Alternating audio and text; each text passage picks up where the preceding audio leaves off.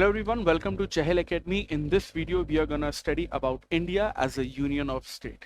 आज के इस वीडियो में हम लोग ये देखेंगे, number 1, India as a union of state का मतलब क्या है। नंबर 2, इंडिया में जितने भी स्टेट्स या यूनियन टेरिटरीज हैं उनके एरिया को कम करने या उनके एरिया को बढ़ाने या फिर कोई एक नया स्टेट बनाने या फिर उनकी बाउंड्री चेंज करने या स्टेट का नाम चेंज करने की अथॉरिटी किसके पास है।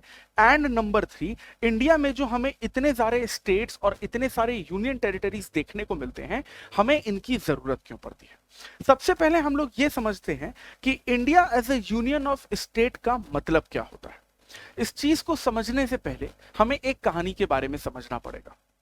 इंडिया जब 1947 को आजाद हुआ था तो इंडिया स्टेट्स या यूनियन टेरिटरीज में बटा हुआ नहीं था, लेकिन इंडिया अलग अलग डायनेस्टीज या राजा महाराजाओं के जो क्षेत्र या राज्य होते थे उनमें बटा हुआ था।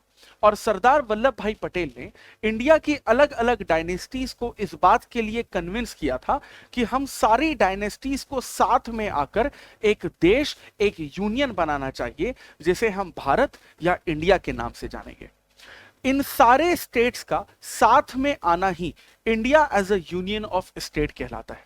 लेकिन साथ ही साथ सरदार वल्लभ भाई पटेल ने एक और यहां पर एक कंडीशन रखी थी, जिसमें यह कहा गया था कि जितने भी स्टेट्स या डायनेस्टीज इंडिया में आकर मिल रहे हैं वो किसी अग्रीमेंट के तहत नहीं, लेकिन खुद की मर्जी से आकर मिल रहे हैं।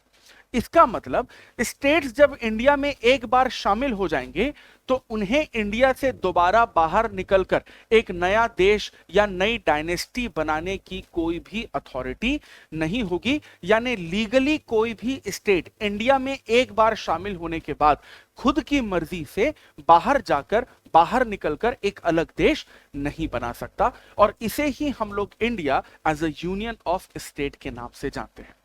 अगर हम इंडिया की ज्योग्राफिकल और पॉलिटिकल लोकेशन की बात करते हैं 1956 में, तो हमें देखने को मिलता है कि 1956 में जब रीऑर्गेनाइजेशन हुआ था इंडिया के स्टेट्स का, उस वक्त इंडिया में सिर्फ 14 स्टेट्स और 6 यूनियन टेरिटरीज थी।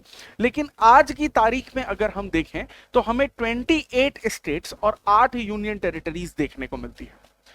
सबसे पहले हम यह समझने की कोशिश करते हैं कि इन स्टेट्स को मॉडिफाई करने का पावर, यानी इन स्टेट्स की ज्योग्राफिकल या पॉलिटिकल बाउंड्रीज को चेंज करने का पावर किसके पास है, और वो एक्सक्लूसिव पावर हमें सिर्फ पार्लियामेंट के पास ही देखने को मिलता है। पार्लियामेंट इंडिया के स्टेट्स और यूनियन टेरिटरीज की बाउंड्रीज के साथ जिस तरह के एडमिनिस्ट्रेटिव या ज्योग्राफिकल चेंजेस करना चाहे वो कर सकती है। एग्जाम्पल के तौर पर अगर किसी भी स्टेट का एरिया कम करना हो या बढ़ाना हो, वो अथॉरिटी पार्लियामेंट के पास है। या फिर अगर किसी स्टेट की बाउंड्री को चेंज करना हो या किसी स्टेट का नाम ही चेंज करना हो या फिर कोई एक नया स्टेट ही बनाना हो, एस्टैब्लिश करना हो, या एक नई यूनियन टेरिटरी बनानी हो, ये सारी की सारी अथॉरिटी सिर्फ और सिर्फ इंडियन पार्लियामेंट के पास ही होती है।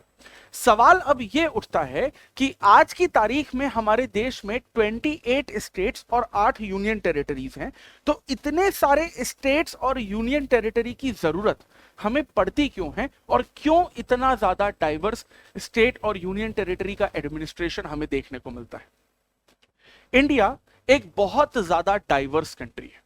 कश्मीर से लेकर कन्याकुमारी तक और कच्छ से लेकर कोहिमा तक हमें अलग अलग तरीके के historical backgrounds, language, art, culture, tradition सब कुछ देखने को मिलता है। और जब किसी देश में इतनी ज्यादा डाइवर्सिटी होती है तो उस देश में रीजनल लेवल पर और लिंग्विस्टिक लेवल पर, यानी कि लैंग्वेज के लेवल पर बहुत अलग अलग डिमांड्स भी उठती हैं। और इन्हीं डिमांड्स को फुलफिल और सेटिस्फाई करने के लिए, इसी डाइवर्सिटी को मेंटेन करने के लिए इंडिया में हमें इतने सारे स्टेट्स और यूनियन टेरिटरी देखने को मिलते हैं। एग्जाम्पल के तौर पर लिंग्विस्टिक डिमांड या रीजनल डिमांड्स को फुलफिल करने के लिए इंडिया में बहुत सारे स्टेट्स को फॉर्म किया गया, जैसे कि आंध्र प्रदेश, तमिलनाडु, पंजाब, गुजरात, महाराष्ट्र या रिसेंट में देखा गया तेलंगाना।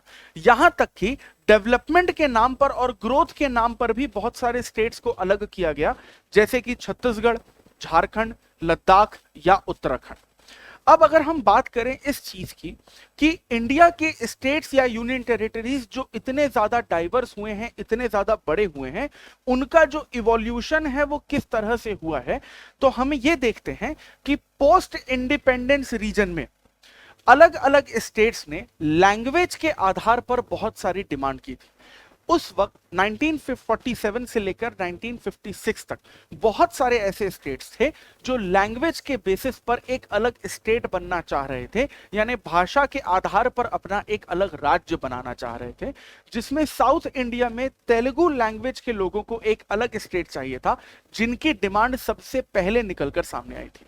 और इन्हीं डिमांड्स को समझने के लिए और इन लैंग्वेज के बेसिस पर स्टेट्स को अलग करना चाहिए या नहीं करना चाहिए, इस चीज को सॉल्व करने के लिए इंडियन गवर्नमेंट ने अलग अलग कमीशन भी बनाई थी, जिसमें धर कमीशन और जेवीपी कमेटी एक ऐसी कमीशन थी जिन्होंने साफ तौर पर मना कर दिया था कि लैंग्वेज के बेसिस पर किसी भी तरीके का स्टेट नहीं बनेगा।